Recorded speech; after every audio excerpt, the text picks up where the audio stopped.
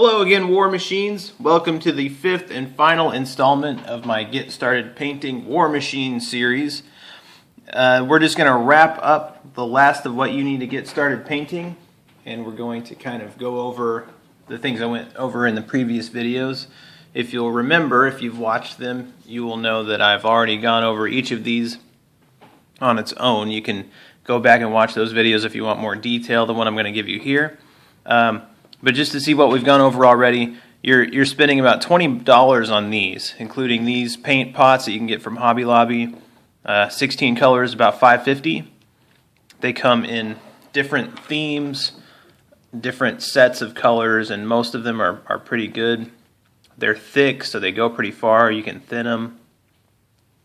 The colors are nice. There's some real ugly colors that I have gotten a lot of use out of. I like these yellows. And yeah, I really like this color set. Kind of muted pastels, I guess.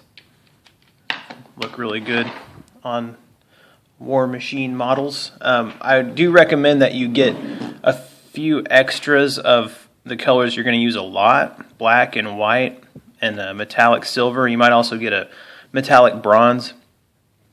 But definitely the metallic silver. If you put these two together, it looks just like gunmetal. And then you can do a coat with just the silver to make highlights. And then the white always just makes anything brighter, so you can mix that with the color you just used to make a highlight. We're going to go over techniques like that in the next video series that I'm going to do. $6 is about what I spent on this 9-pack of brushes.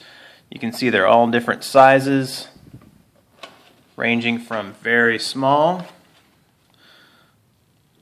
to pretty wide, different shapes, but none of them are very big. They're all a good size for painting Warmachine sized models. And then of course your primer. I did a whole episode on this. This is the black Krylon primer. It has a satiny finish that holds on to paint really well. I think it looks really nice. It feels nice. Paint goes on really smooth over it. So here, $20 is almost all you need to get started. There are a few other items you're going to have to purchase. They are the following. You're going to need a cup to rinse your brushes. It's recommended that you use purified water because your tap water has a lot of calcium and fluoride and things in it that you don't really want in your paint. And it kind of leaves deposits on your model when you're painting, water spots and things like that. So any cup will do. Just make sure you change your water often. I need to change cups, I think. I think I'm going to get a glass cup. A glass, as they call it. Just because I like the tinky tinky tinky tink sound it makes when you clean off your brushes. God, I hope none of my friends see this video. You're going to need probably some sanding sheets like these. These are just to get the seams off of your models. Warmachine models come already cut off the sprue, meaning that you just get loose parts. And they have usually kind of twists on the end where they took them off the sprue. And so you can use these pads just to sand them down. They make better sanding pads than these.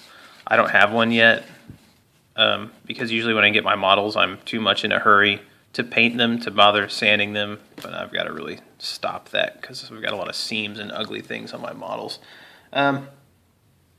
You're going to need an X-Acto or hobby knife. This is the cheapest one you can possibly buy, and honestly, it's only a few dollars cheaper than the next cheapest one you can buy, which is about 1,000,000 times better. I wouldn't even bother with this, except that this came in a set with the sanding sheets. The better hobby knives are going to have a metal ferrule right here, which twists, and you can take the blade off and replace it when it gets dull, like this one is getting incredibly dull. Yeah, I think it's about time to retire that, but you need one of those. Another thing you're going to need is super glue, not plastic cement. Plastic cement won't work on Warmachine models. Well, it kind of works. It works basically just long enough for you to get them together and then start painting them, and then they fall apart, and then you get really mad. At least that's what happened to me. This comes in different size. This is the largest size you can get. It was probably overkill. You can see how much is left, and this is after I put together 3 armies with it. And this stuff doesn't stay good forever. It breaks apart after a while and stops sticking. They say you're supposed to keep it in the refrigerator, which I've been doing, and it's been working so far. But you can save, you see these cost $5, and you can save a few bucks and get a smaller size. I do recommend, at least for beginners, that you get the thick, just because it doesn't run as much. It's easier to control, and you can see where it is. The thinner ones are watery, and because this stuff bonds to your, it says right here, will bond to skin in seconds. And that is no joke. No joke. I almost glued my fingers together the other day. Can you imagine if you like glued a warjack to your thumb or something? How would you go to work like, ah! Not going to edit that out. This is raw, people. Can you imagine going to work with a warjack stuck to your thumb? What if I was painting and this just happened and my phone stuck to my hand with super glue? It would not be good. Get the thick stuff, keep it in the fridge, be careful with it. And this is everything you need to start painting. Total is going to be under $30. Not a bad deal, especially when you consider that similar sized pots of Citadel paint are $4 a piece. Okay, you couldn't get this 16 colors at $4 a piece. That's $64 was how much this would cost in paint. We got it for $5.50. Okay, the Citadel primer is $15 for a can that size. The brushes are $3 or $4 a piece easily. I mean, this is the cheapest way to get started, especially when you consider how expensive the models are going to be. Now, the models you can get cheaper online, but I prefer to go to the store and just suck it up and pay $50 retail, just because I like to support my local businesses. Plus, you can look at the parts, and if they're messed up, you can take them back. You get the immediate gratification of taking it home right away. Yeah, this battle box was $49.99. And the thing is, this battle box is probably not going to win you any battles. You're going to need more units. You're going to need a unit, and you're going to need some more jacks. You're going to need something, because this is not a very strong battle group at all. So you figure you're going to spend at least $30 or $40 more on models if you want a viable army. So why not just suck it up and get the 2-player battle box? This is $100, and you get 2 full, I think they're 25-point armies. Not bad. And it comes with 2 different factions. I think this is a really good first purchase, because you can kind of try out the different armies and see which one you want to build.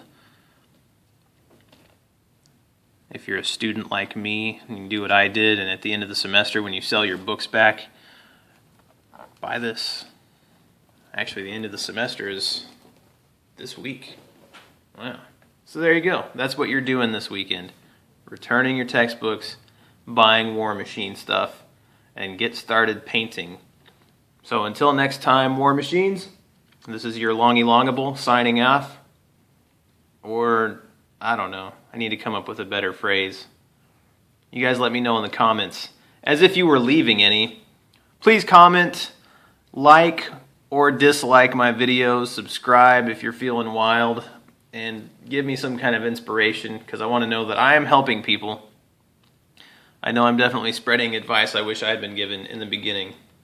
Alright, till next time, Longy Longable, peace out. No, I don't like that one either. I'll work on it. Bye.